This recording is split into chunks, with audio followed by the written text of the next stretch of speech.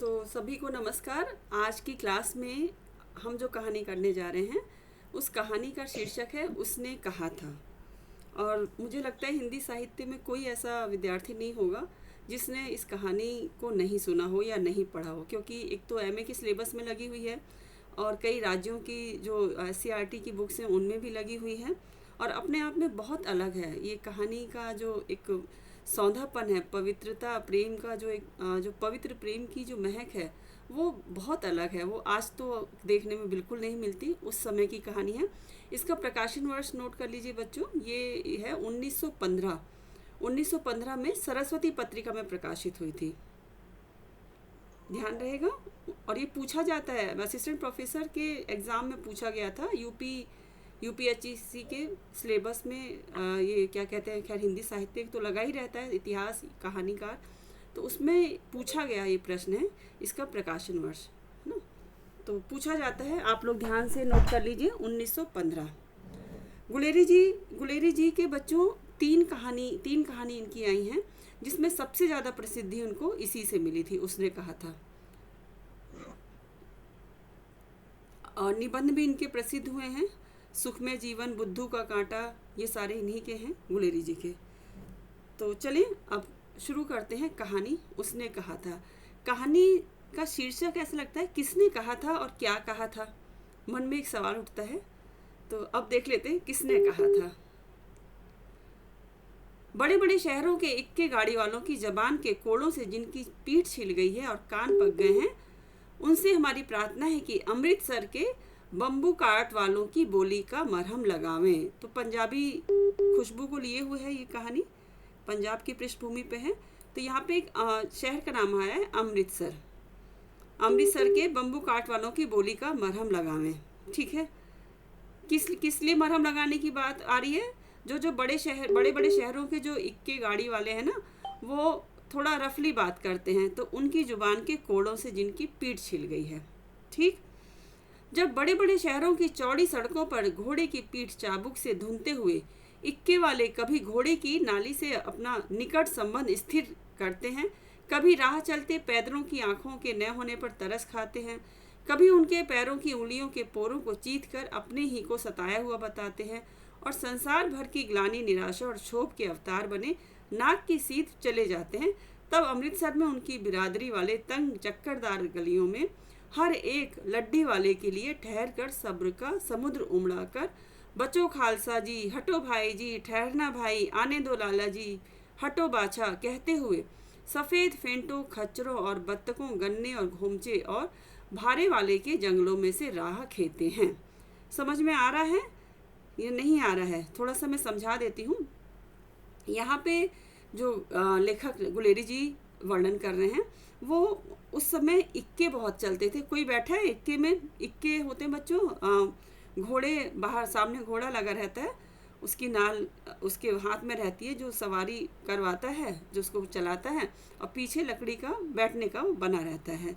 तो पहले समय में यही जो साधन रहते, सवारी बहुत ज़्यादा प्रसिद्ध थी। तो उन्हीं की बात हो रही है। जैसे आज के समय में आप उदाहरण ले लो, कार इत्यादि हैं, ऑटो वाले हैं, तो नाक की सीध में चले जाते हैं, कौन गिर रहा है, कौन पड़ रहा है, कहीं भी ब्रेक लगाते हैं। तो बड़े बड़े शहरों वालों के इक्के वालों को यहाँ पे वो इस तरह से बता रहे हैं। और अमृतसर की बात अलग है। अमृतसर की तंग गलियों की इन्होंने यहाँ पे क्या कहना चाहिए, इसका वर्णन किया है। अब आगे बढ़ते हैं। अमृतसर के तांगे इक्के वाले क्या बोलते हैं? बचो खालसा जी, हटो भाई, ठहरना भाई, आने दो लाला जी, इत्यादि। क्या मजाल है कि जी और साहब बिना सुने किसी को हटना पड़े। यह बात नहीं कि उनकी जीभ चलती नहीं, पर मीठी छुरी की तरह महीन मार करती हुई। यदि कोई बुढ़िया बार बार चितौनी देने पर भी लीक से नहीं हटती,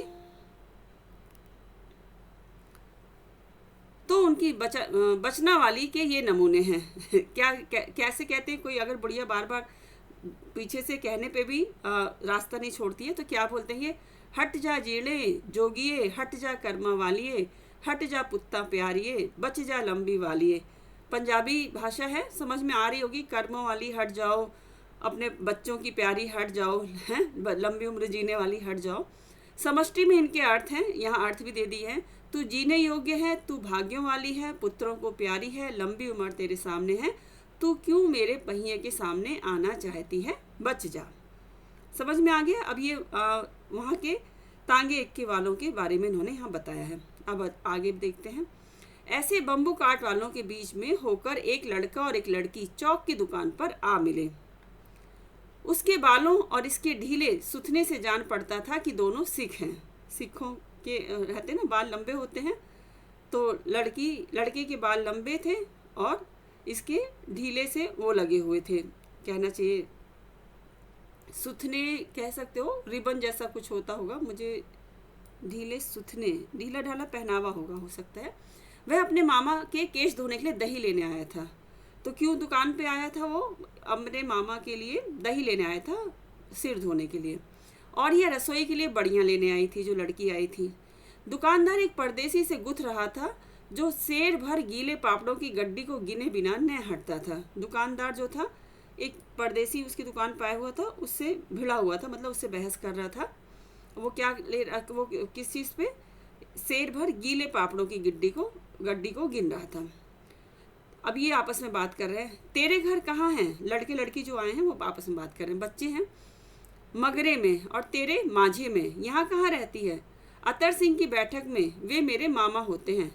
मैं भी मामा के यहाँ आया हूँ, उनका घर गुरु बाजार में। ये जगह के नाम नोट कर लेना बच्चों।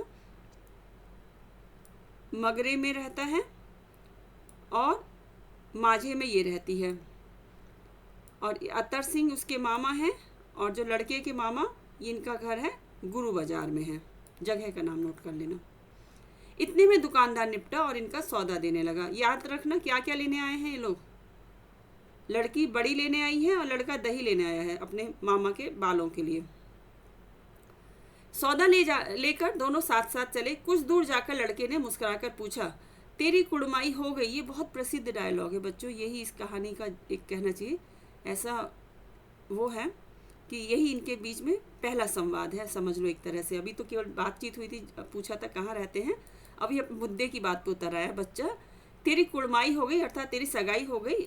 इस पर लड़की कुछ आंखें चढ़ाकर धत कह दौड़ गई और लड़का मुंह देखता रह गया। दूसरे तीसरे दिन सब्जी वाले के यहाँ, दूध वाले के यहाँ अकस्मात दोनों मिल जाते। महीना भर यही हाल रहा। 2-3 बार लड़के ने फिर पूछा, तेरी कुड़माई हो गई? उत्तर में वही धत मिला। एक दिन जब फिर लड़के ने वैसे ही हंसी में चिढ़ाने के लिए पूछा, तो लड़की लड़के की संभावना के विरुद्ध बोली, हाँ हो गई। एक दिन उसने बता दिया लड़की ने कि कुड़माई हो गई। कब? कल। देखते नहीं है रेशम से कढ़ा हुआ सालू। लड़की भाग गई। उसने दिखा दिया कि देखो मेरी कुड़माई हो गई है।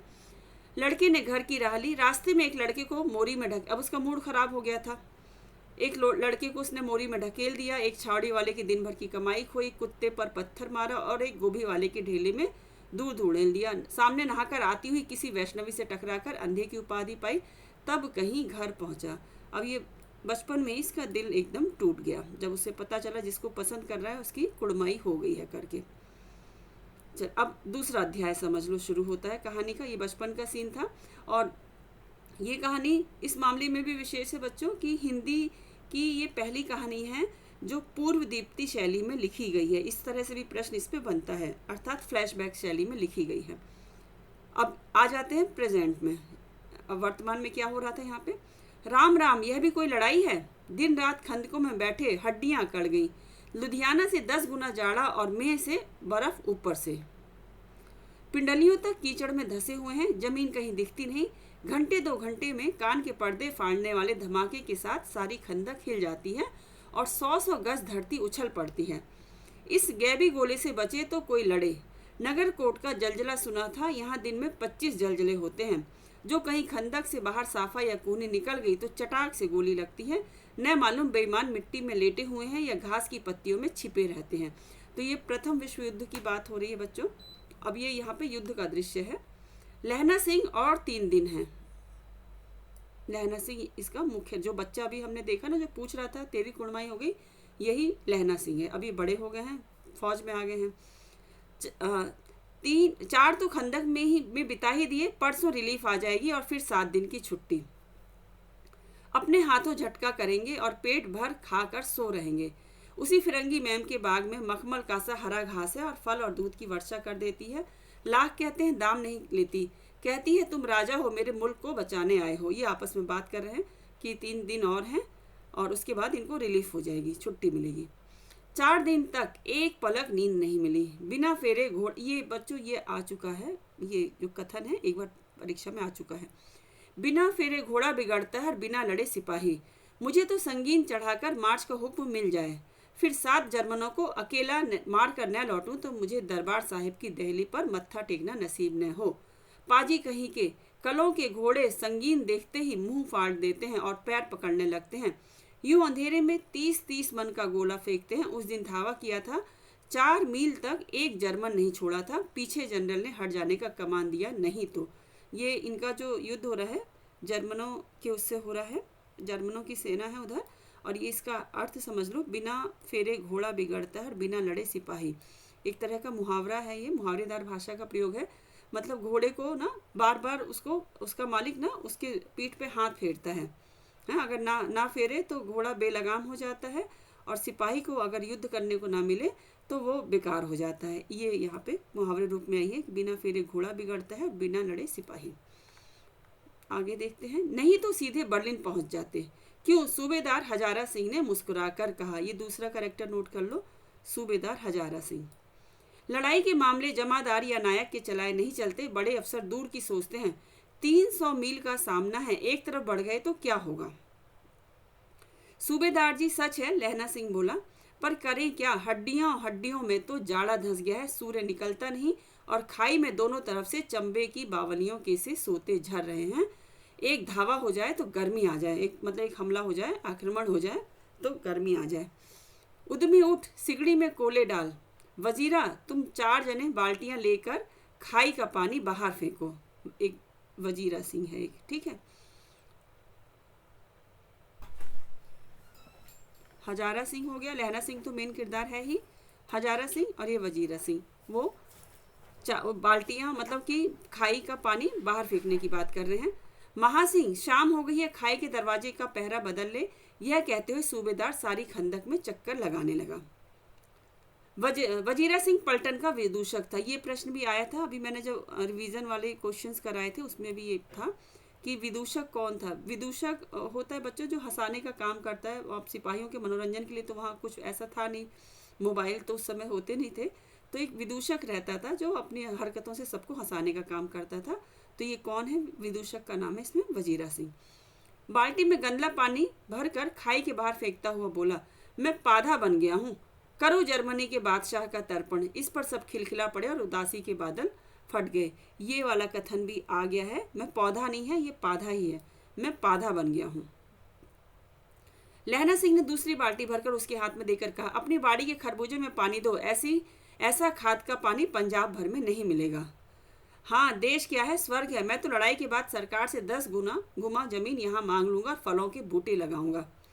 लाड़ी होरा को भी यहाँ बुला लोगे या वही दूध पिलाने वाली फिरंगी में? ये आपस में हंसी मजाक कर रहे हैं।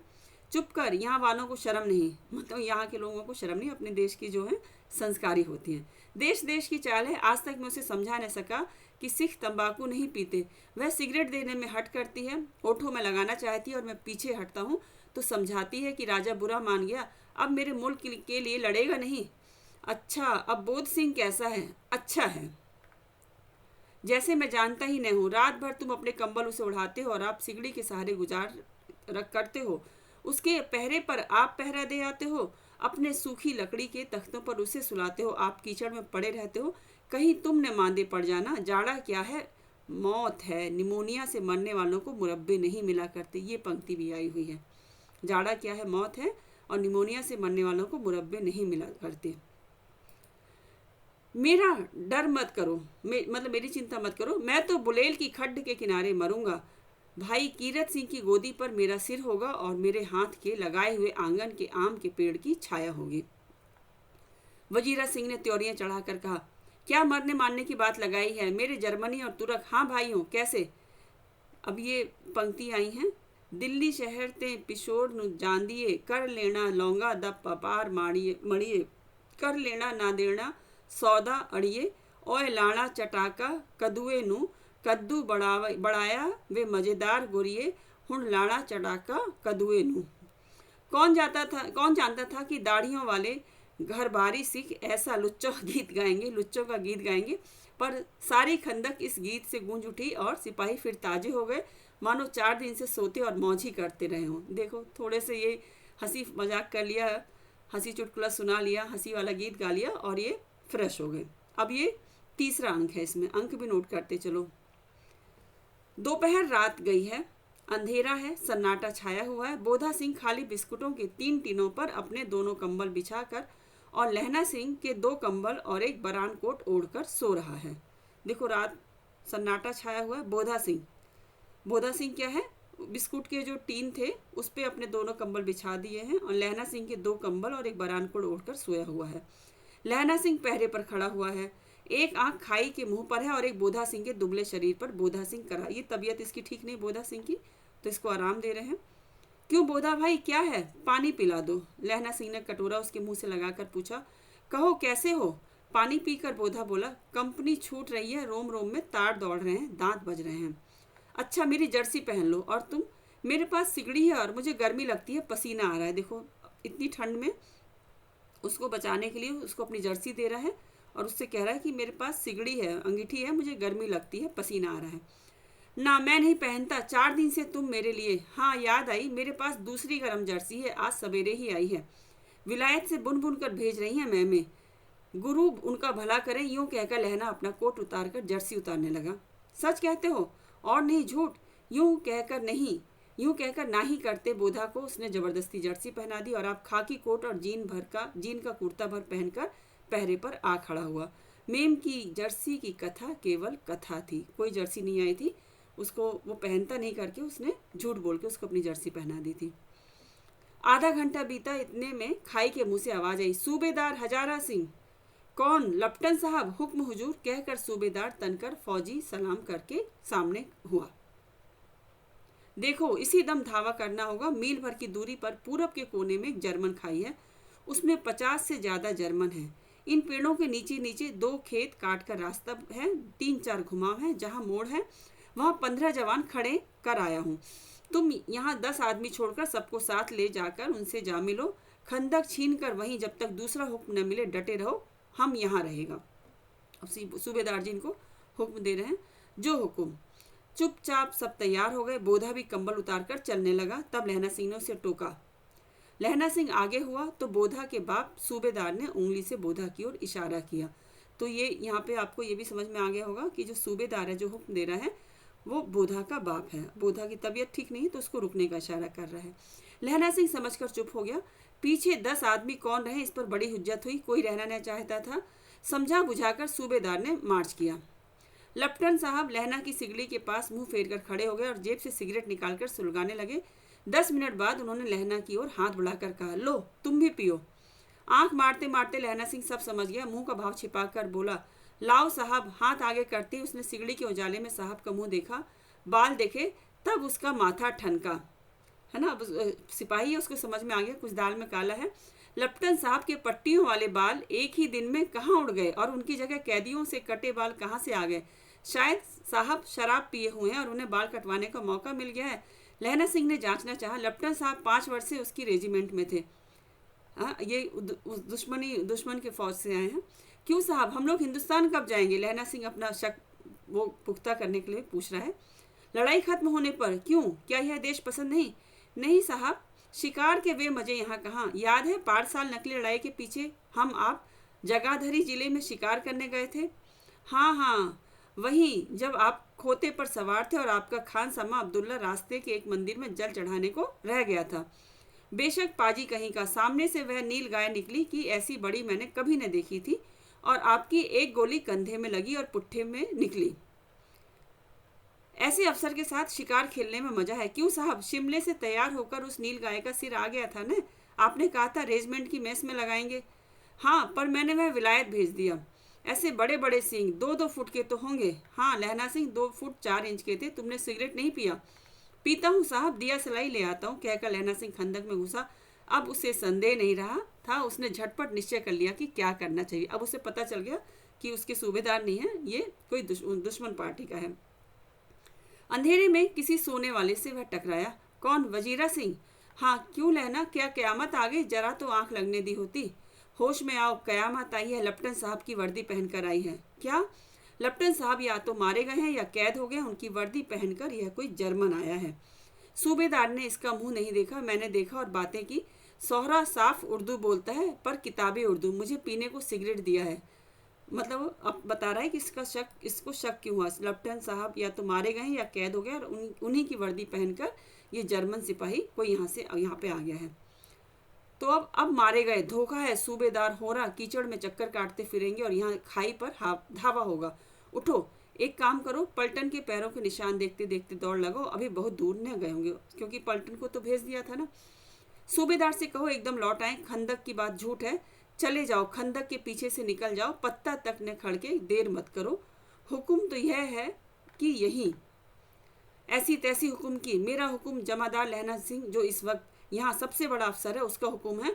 मैं लेफ्टिनेंट साहब की खबर लेता हूँ। नकली लेफ्टिनेंट साहब बन के आए ना, अब उनकी खबर लेने गया। उन्होंने आदेश दे दिया था ना कि सेना लेके उधर चले जाओ, खाई की तरफ, वहाँ पे छुपे हुए हैं और यहाँ पे 10 लोग रुक जाओ। तो वो इन लोगों को मारने की तरकीब में था, लेकिन यहाँ पे लहना सिंह ने उसको पहचान लिया है। पर यहाँ तो तुम 8 हैं, 8 नहीं 10 लाख, एक एक अकालिया सिख 1.25 लाख के बराबर होता है, चले जाओ। कह गए ना 1.25 लाख थे एक लड़ाऊं, तब गोविंद सिंह नाम कहाऊं।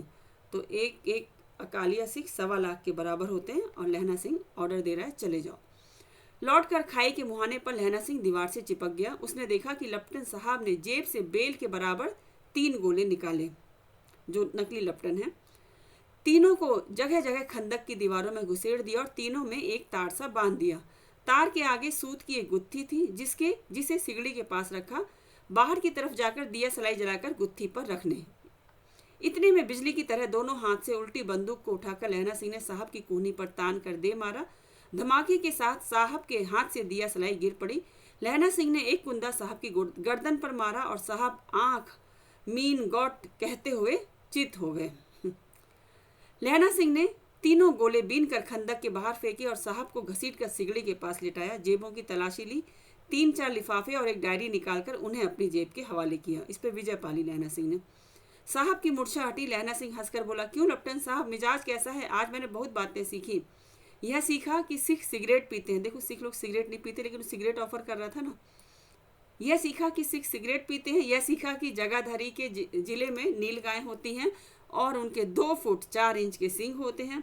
यह सीखा कि मुसलमान खानसामा मूर्तियों पर जल चढ़ाते हैं और लेफ्टिनेंट साहब खोते पर चढ़ते हैं।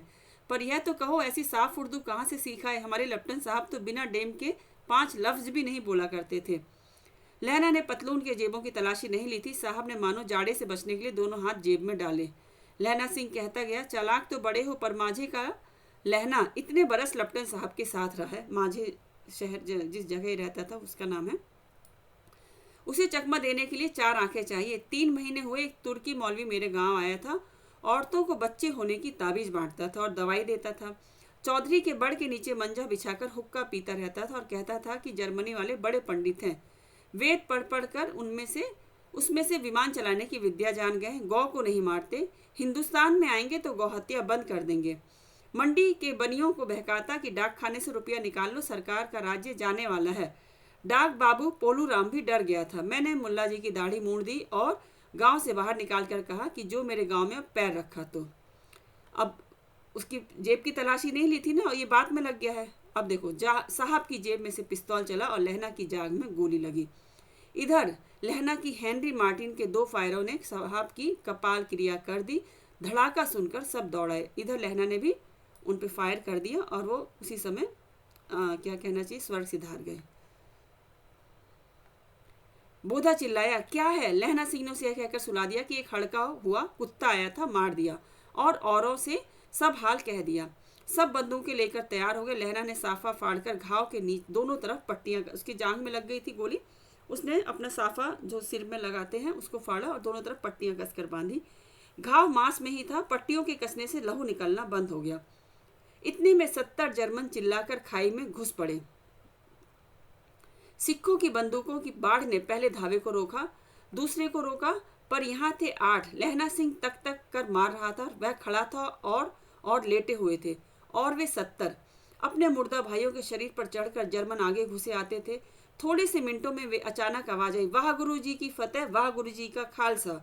और धड़ाधड़ बंदूकों के फायर जर्मनों की पीठ पर पड़ने लगे। ऐन मौके पर जर्मन 2 चक्की के पाटों के बीच में आ गए।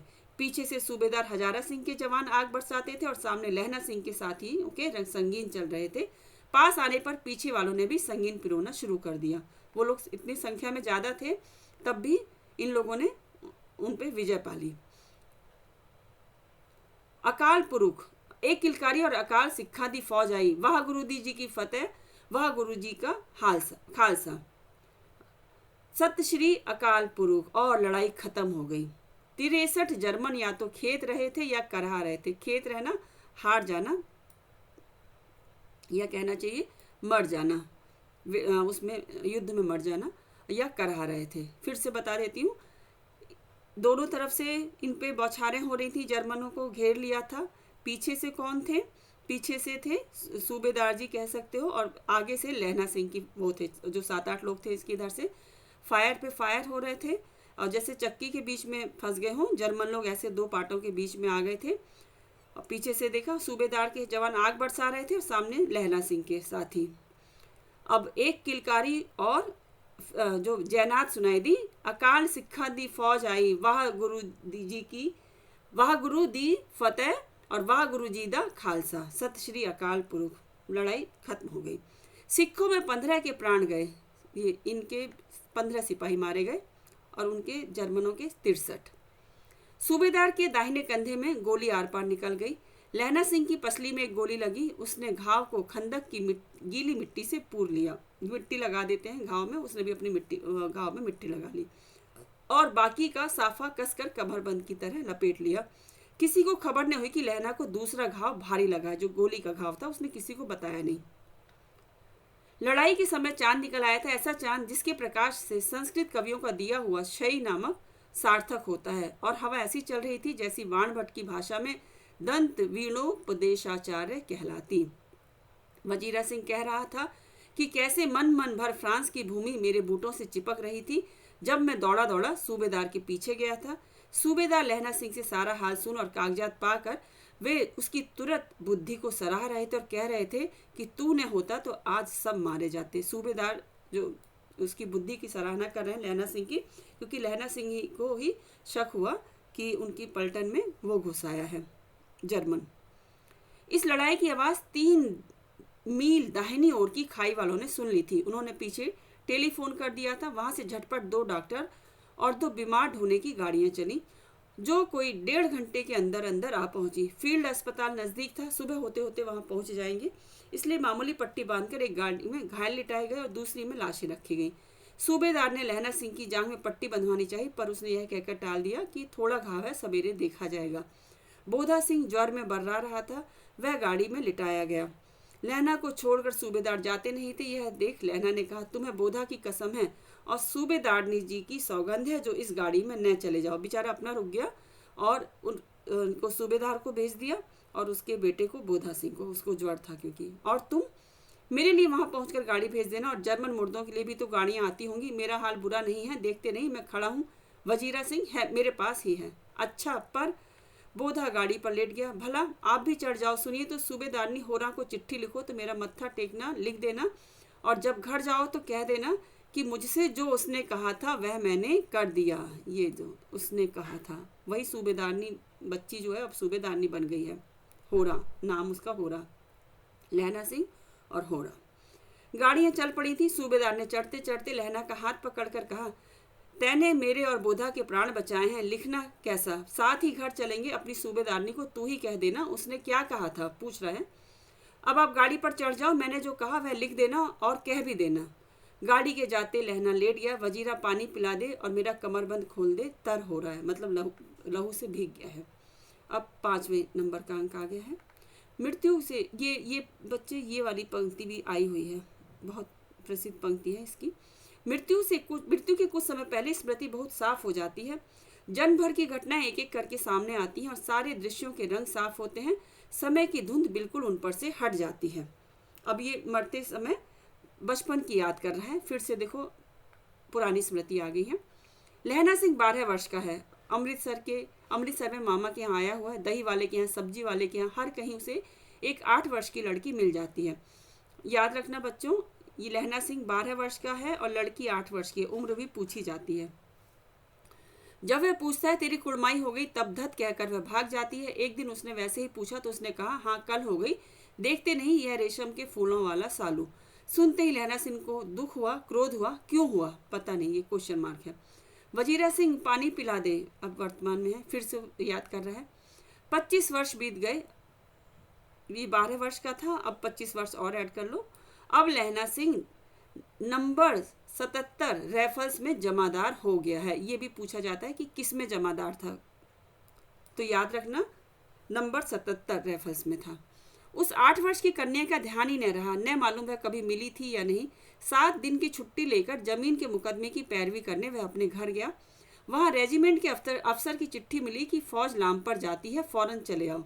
जब रेजिमेंट के अफसर की उसको वहाँ मतलब अपने घर गया तो वहाँ पे उसको चिट्ठी मिली कि फौज जो है युद्ध के लिए निकल रही है, फौरन चले आओ। साथ ही सूबेदार हजारा सिंह की चिट्ठी मिली कि मैं और बोधा सिंह भी लाम पर जाते हैं, लौटते हुए हमारे घर होते जाना। 25 साल बाद, 25 साल में कोई बातचीत नहीं हुई, वो भूल भी गया उस बात को। तब तक ये हजारा सिंह जी की चिट्ठी मिली कि मैं और बोधा सिंह उनका बेटा वो भी जाएंगे फौज वहाँ लाम पर, तो लौटते समय हमारे घर होते जाना, साथ ही चलेंगे। सूबेदार का गांव रास्ते में पड़ता था और सूबेदार उसे बहुत चाहता था। लहना सिंह सूबेदार के यहाँ पहुंचा।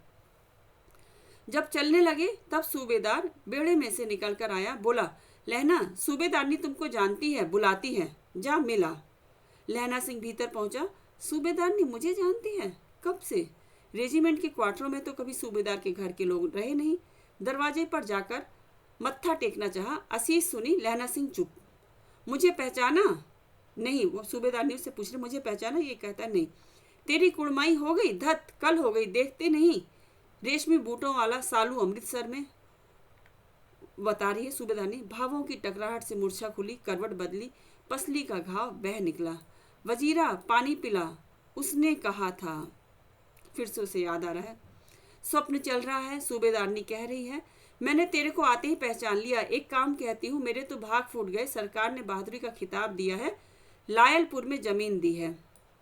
आज नमक हलाली का मौका आया है, पर सरकार ने हम तीमियों की एक घघरिया पलटन क्यों न बना दी, जो मैं भी सूबेदार जी के साथ चली जाती।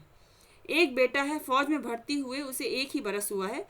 उसके पीछे 4 और हुए पर एक भी नहीं जिया। तो सूबेदारनी के टोटल 5 बेटे हुए थे, जो एक ही जीता है, जो बीमार है, वो भी 1 साल हुआ उसको फौज में भर्ती हुए। सूबेदारनी रोने लगी। अब दोनों जाते हैं, मेरे भाग। तुम्हें याद है एक दिन तांगे वाले का घोड़ा दही वाले की दुकान के पास बिगड़ गया था। तुमने उस दिन मेरे प्राण बचाए थे। आप घोड़े की लातों में चले गए थे और मुझे उठाकर दुकान के तख्ते पर खड़ा कर दिया था। ऐसे ही इन दोनों को बचाना, यह मेरी भिक्षा है। तुम्हारे आगे आंचल पसारती हूँ। रोती रोती सूबेदारनी ओबरी में चली गई। लहना भी आंसू पोंछता हुआ बाहर आया। वजीरा सिंह पानी पिला, उसने कहा था। बार बार इसको यही याद आ रहा है, उसने कहा था। तो अब आपको पता चल गया, ये राज से पर्दा उड़ गया। उसने, किसने और क्या कहा था?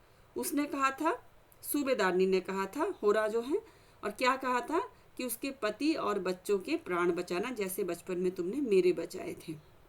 ये है। लहना का सिर अपनी गोद में रखे वजीरा सिंह बैठा है। जब मांगता है तब पानी पिला देता है। आध घंटे तक लहना चुप रहा, फिर बोला, कौन? कीरत सिंह। वजीरा ने कुछ समझकर कहा, हाँ भैया, मुझे और ऊंचा कर ले, अपने पट्ट पर मेरा सिर रख ले। वजीरा ने वैसे ही किया। देखो, ये कह रहा था ना मैं वहाँ जाके मरूंगा कीरत सिंह के, उसको वही दिखाई दे रहा है। हाँ अब ठीक है, पानी पिला दे बस। अब ये हाड़ में यह आम खूब फलेगा। अपने खेतों की याद आ रही है उसको। चचा भतीजा दोनों यहीं बैठकर आम खाना। जितना बड़ा तेरा भतीजा है उतना ही यह आम है। जिस महीने उसका जन्म हुआ था उसी महीने में मैंने इसे लगाया था। वजीरा सिंह के आंसू टप टप टपक रहे थे। कुछ दिन पीछे लोगों ने अखबारों में पढ़ा, फ्रांस और बेल्जियम 68वीं सूची, मैदान में घावों से मरा नंबर 77 सिख राइफल्स जमादार लहना सिंह। उसके मरने की खबर आ गई। याद रखना, फ्रांस और बेल्जियम 68वीं सूची में इसका नाम आया था। मैदान में घावों से मरा 77 सिख राइफल्स जमादार लहना सिंह। तो ये थी कहानी बच्चों। उसने कहा था। आप लोगों को समझ में आ गई होगी, मैं पूरी आशा करती हूँ, क्योंकि मैं तो डूब के पढ़ती हूँ बेटा। मेरे खुद आंखों में आंसू आ गए लहना सिंह को, उसके अंतिम समय को देख के, जैसे वजीरा सिंह रो रहा था। चलिए आज की क्लास को यहीं पे विराम देते हैं। कल की क्लास में ये कहानी ईदगाह पड़ेगी। अब मुश्किल से 4 कहानियाँ और बची हैं, और कल भले सैटरडे है, लेकिन मैं पूरी कोशिश करूँगी कि इसी टाइम कल की क्लास भी लूँ। इसी टाइम लूँगी, या थोड़ा सा भले लेट हो जाएगा, लेकिन लूँगी ज़रूर। ठीक है, चलिए ठीक है, तो आज की क्लास को यहीं विराम देते हैं। Bye bye.